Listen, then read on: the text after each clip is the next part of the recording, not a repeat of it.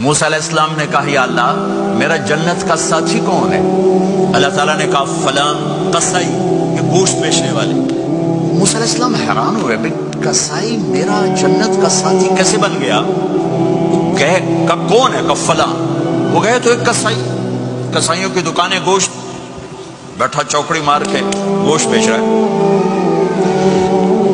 جب وہ فارغ ہوا ایک گوشت کا ٹکڑا اس نے تھیلے میں ڈالا اور کھا۔ موسیٰ علیہ السلام بھی پیچھے، کہنے کہ میں آ جاؤں؟ کہا آ جاؤ۔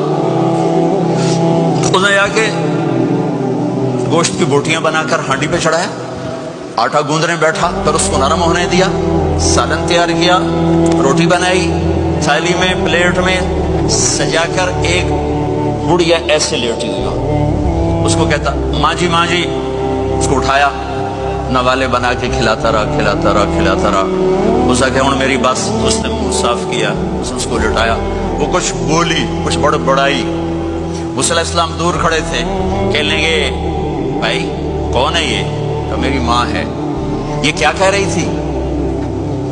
وہ کہنے لگا جی ماں جو ہوئی کی دساں، جداں دی خدمت کرنا شروع ہو جاندی تینوں اللہ جنت وچ موسیٰ دا ساتھی بناوے، کتھے موسیٰ تے کتھے قصائی۔